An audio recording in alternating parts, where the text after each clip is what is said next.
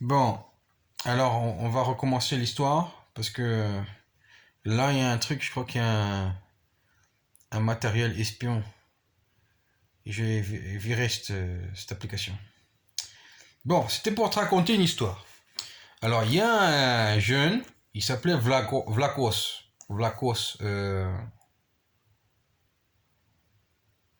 Rabic, Vlakos Rabic. Et il est venu en Allemagne, voilà, il est arrivé en Allemagne, c'était donc pas loin de Francfort. Tu connais? Le fromage de Francfort, tu connais? Et là, il y avait une ville, je crois que ça s'appelle Stratelfeld. Stratelfeld. Il est arrivé dans cette ville et il connaissait personne. En fait, il est arrivé par, ben justement, le businessman qu'il avait rencontré. Donc ça, c'était un mec qui était bien connu dans la ville, là où il habitait. Et puis ce mec, il avait même des magasins dans l'aéroport et dans Francfort, tout ça. Ça, il l'avait pas dit à Vlakos, mais lui, il pouvait s'en douter. Et Vlakos est arrivé, donc c'est quelqu'un, moi je l'ai connu quand j'étais en Allemagne, un petit peu plus jeune que moi, puisque comment il s'appelle? Ouais, c'était Peter qui me l'avait fait connaître. Et Peter, il m'avait dit, tu viens, hein, et si tu veux, je t'embauche. Peter, c'était un mec qui faisait des sites sur Internet. Et avant que je l'engueule, euh, il m'avait demandé si je pouvais travailler pour faire la plomberie. Et je lui ai dit, moi je sais pas faire ça. Moi je sais pas faire ça. Alors il m'a dit, ouais, je sais pas quoi. Il était pas content. Et puis je l'ai envoyé balader. Et puis un jour je lui ai dit que ces sites, enfin bon, il fallait pas faire ça. Tu vois. Voilà. Peut-être avec des données différentes, mais pas de cette manière-là. Tu comprends? Et surtout dans le contexte dans lequel je l'avais connu dans un pays, un autre. Mais voilà. Et Peter, il voulait que je fasse la plomberie, voilà, Strattelfeld. Moi, je dis, je peux pas faire ça. Et puis, j'étais pas. Quand il m'a demandé, j'étais pas en Allemagne. Alors, mais j'ai payé le billet, venir et tout. Je dis, combien tu payes? Il payait pas mal. Il payait pas mal, mais c'était du travail pour une semaine, 2 semaines. C'était pas grand chose en fait. Et puis qu'est-ce que j'allais faire après? Bon, oui, et puis il fallait connaître la plomberie. Moi, je connaissais pas. Alors moi, je connaissais Vlakos, et puis c'est moi qui lui ai dit. Comme ça. Voilà. J'avais dit, voilà, il y a Vlakos. Alors Vlakos, il n'est pas venu à ce moment-là, parce qu'il pouvait pas. Mais justement, on avait une connaissance qui s'appelait donc... Comment ça s'appelait? Donc le businessman, c'était... Comment il s'appelait ce mec-là? Cole Varsenken. Quoi? Varsenken, je crois. Et... Et donc ce Cole-là, c'est lui qui avait les magasins un peu partout. C'est-à-dire dans Francfort, l'aéroport, tout ça. Et Vlakos ne savait pas. Donc en fait, c'est moi qui ai commencé à parler à Vlakos de ces différents gens que je connaissais et de l'idée d'aller à Strat. Tu vois. Et voilà, comme ça. Et donc la Macédonie, il faut comprendre que lui, il vient de Macédonie, Vlakos. Et Macédonie, c'est quoi? C'est un endroit, hein, petite région, mais en fait, il y a tout là-bas. T'as la bonne huile d'olive, t'as du bon vin, L'huile d'olive de Macédonie, je crois que c'est la meilleure au monde. Ouais, je crois. Je crois que dans les compétitions d'huile d'olive, c'est qui gagne. Tout le temps, je crois. Ouais, je crois, ouais. T'as des belles plages. Mhm. Tradition familiale. Ouais, des bonnes traditions. Des gens qui vivent ensemble. En Macédonie, t'as une culture très riche. C'est une petite région. Mais ce que ça veut dire, c'est que l'Empire grec ne peut pas exister seul en Macédonie. Bon. Et puis l'Empire romain ne peut pas exister non plus sur la Macédonie. Donc ces gens-là, ils savaient déjà au cœur de tout ça où était la force. Et ça, c'est important. Et en fait, c'est pour ça que tu comprends que c'est tout un... D'un point de vue, on va dire, politique, peut-être l'armée ou des choses comme ça, c'est pas c'est pas négligeable, mais c'est pas visible visuellement. D'accord, tu as l'armée américaine, l'armée d'Argentine, l'armée russe, l'armée française, tu comprends, l'armée chinoise. Ça, c'est des choses d'organisation forte, tu comprends, technologique. Mais là, hein, dans l'idée macédonienne de l'armée, il y a un autre concept. Il y a un autre concept. C'est-à-dire, c'est pas on fait la guerre de la même façon. Bon. Et c'est intéressant que malgré le fait que ça, c'est des peuples, ils peuvent vivre les pires crises économiques, toi, tu vas sentir la crise économique. Eux, ils sentent rien. Oui, ils sentent pas.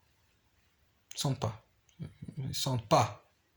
Oui, et ça, la force, elle venait de cette organisation extrêmement antique où quand tu es passé par toutes les phases de la guerre, tu comprends la meilleure façon de faire la guerre.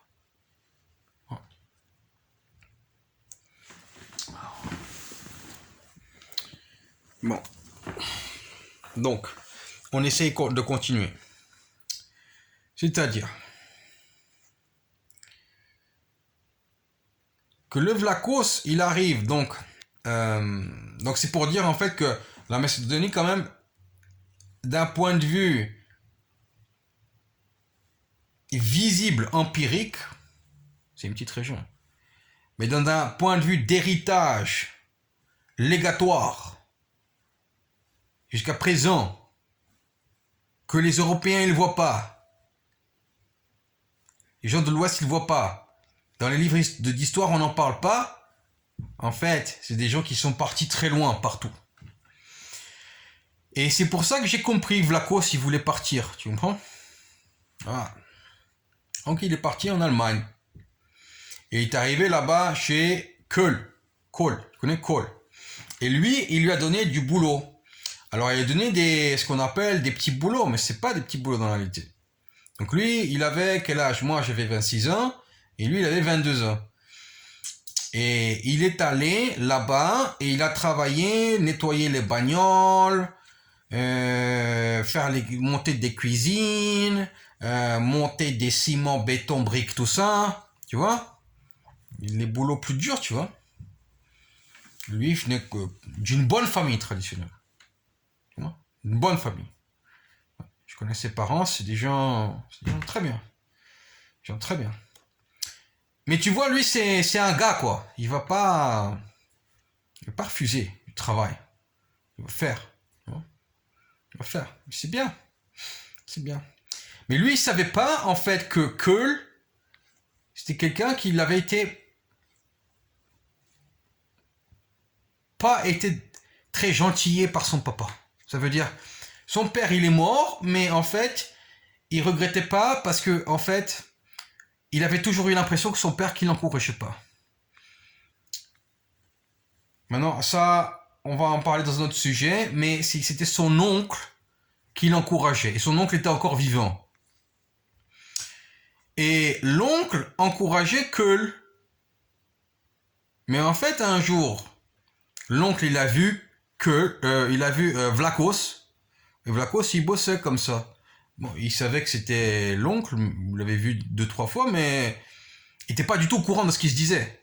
Du boulot, voilà, tout ça. Et l'oncle, il a dit, sois pas trop dur avec ce gars-là. Regarde, il travaille super bien. Et là, il y a eu un clic que Keul, qui était quelqu'un de plus âgé, il s'est senti mal à l'aise. Parce qu'il a vu que le jeune, il travaillait dur, il travaillait bien. Et lui, il pensait, mais ça c'est un Macédonien, c'est quelqu'un... Il sait pas ce que c'est que la Macédonie. Ou s'il est allé là-bas, ouais, je crois qu'il est allé, mais il a rien compris, quoi. Il est allé, il a eu 2, 3... Comment est-ce qu'on dit en arabe? 2, 3 chèvres, et puis il a rien vu d'autre. Donc, voilà. Et il a été dur, très dur, avec Vlachos. Et Vlachos qui encaisse, qui encaisse, qui encaisse. Là, déjà, il y a toute une explication là-dessus. Faut tout étudier pour comprendre comment Vlachos, il a pris tout ça sur la tête. Mais lui, il savait pas. Il savait pas, en fait, que le Keul, il s'est créé par le fait que l'oncle l'avait motivé, pas son père. Oui. Et que quand l'oncle, il a motivé, sans savoir, sans que Vlachos le sache, l'idée qu'il fallait maintenant quand même motiver Vlachos, c'était un jeune. Moi. Là, le Keul, il a eu peur. Il s'est dit, moi, mais maintenant, qui va me motiver? C'est des choses qui sont très, très invisibles. Mais c'est Vlachos dans la pyramide. Dans cette pyramide, on va dire...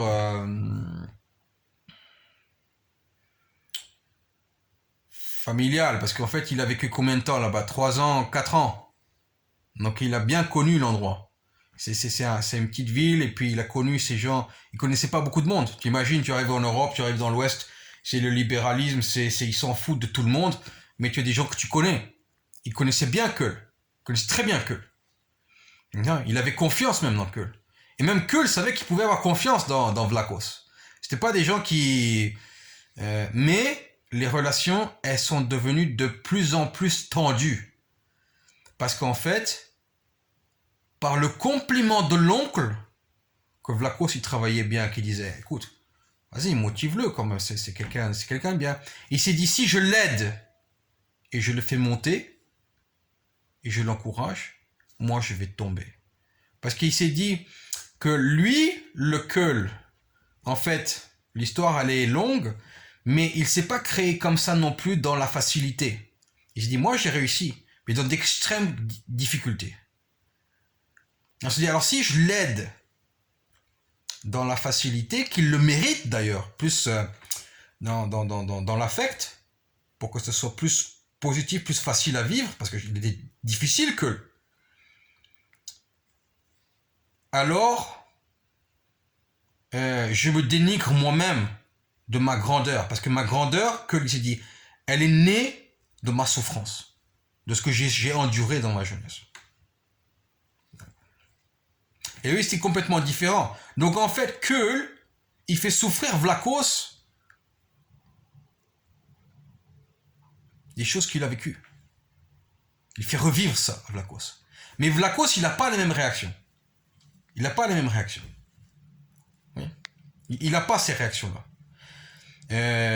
Il n'a pas cette... il a cette haine, mais pas contre... comment t'expliquer? Pas à faire les mêmes erreurs que Vlachos. Et donc, en fait, Vlachos essaie de l'induire dans les erreurs... Keul essaie de l'induire dans les erreurs que lui, il a faites contre lui-même. Donc, il demande à Vlachos de le piéger. Et là, il se dit, là, mon oncle aura eu raison de dire qu'il fallait l'encourager. Comme ça, il sera vraiment comme moi. Et là, ça a un sens.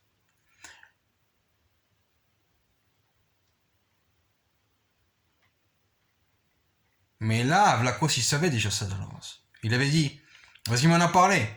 Vlachos, il avait compris que s'il fait ça, c'est dans le pire dénigrement aussi du fait que l'a aidé. Mais d'un autre sens, il va le piéger qu'en fait, il savait qu'à un moment donné, il va le respecter s'il le piège. Mais ensuite, il ne va pas le pardonner. Donc, la question, elle était très très très tendue. Parce que donner raison à mon oncle, ça c'est une chose. Il pense que. Mais deuxième chose, c'est est-ce que je peux accepter que Vlachos